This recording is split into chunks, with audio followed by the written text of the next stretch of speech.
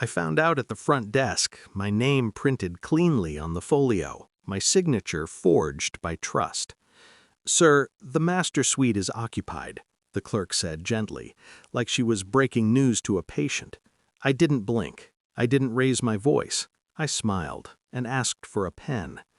The elevator ride up felt longer than the engagement. Each floor chimed like a verdict. When the doors opened, I didn't rush. I walked, slow, quiet. The hallway smelled like money and sunscreen and lies. Her laughter drifted through the door I paid for. His laugh answered it. Familiar. Too familiar. I didn't knock. I turned around and went back down. We met 5 years ago in a coffee shop that burned everything except the truth. She spilled espresso on my jacket and apologized like she meant it. I believed her because I wanted to. She laughed with her whole face. I learned that laugh like a language. I taught her my fears. She learned my patterns. We built a life that looked sturdy from the outside. Mortgage, dog, wedding date circled in red. I paid for the pre-wedding vacation because I thought rituals mattered, because I wanted us calm before vows, because I believed in beginnings. She suggested the resort. She suggested inviting friends. She didn't mention him. The signs were quiet at first. A phone turned face down, a name she didn't say, a smile that arrived late. I noticed the way she dressed for group dinners, the way she left the room to take calls. I filed each detail away without comment. Control is a discipline I practiced. The message came while she showered. I wasn't snooping. Her phone lit up on the nightstand like it wanted to be seen. "Can't wait to have you all to myself. Master Suite this time."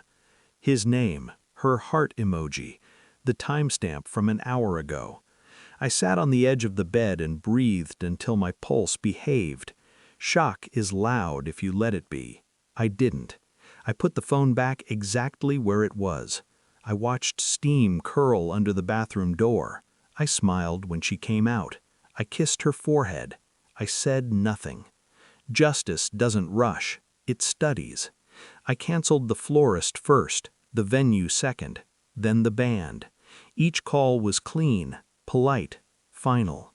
I rerouted the funds into an escrow account my attorney had prepared months earlier for reasons unrelated to this, or so I told myself then.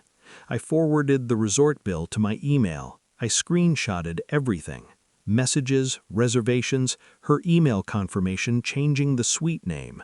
I printed them at the business center downstairs, the paper warm like it was alive. I upgraded my Calm. I downgraded her access.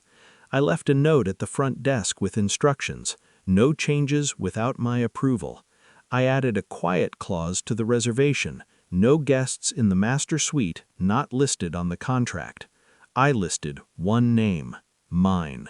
Then I waited. She texted me at noon. "Where are you?" I replied with a photo of the printed cancellation confirmations. No words. Typing bubbles appeared, disappeared, reappeared. At 4, I went back upstairs. The door to the master suite was open. Her ex was inside, barefoot, wearing my robe like it belonged to him.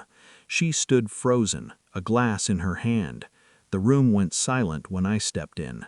"This is my suite," I said evenly. He laughed, nervous. "Relax, man, it's just—" I handed him the folio. His name wasn't on it. Security arrived because I asked them to, not because I yelled. She tried to explain after he was escorted out. She used words like history and closure. I listened like an auditor. When she finished, I placed the ring on the table between us. It sounded heavy. It felt light. "You gave him my room," I said. "You gave him my money. You gave him your loyalty. In that order." She cried. I watched the tears fall and felt nothing. Relief came first, then clarity. We met with friends at dinner. I told the story once, slowly, accurately. I didn't embellish. I didn't need to. Truth has its own sharpness. The room changed temperature. Faces recalibrated. She stared at her plate. I paid the bill and left. The wedding date passed quietly. I spent it signing papers and changing passwords. The dog stayed with me. The house did too. The photos came down. The silence stayed. I don't hate her. Hate is messy. I prefer order. Sometimes I think about that elevator ride and how I didn't knock. That was the moment.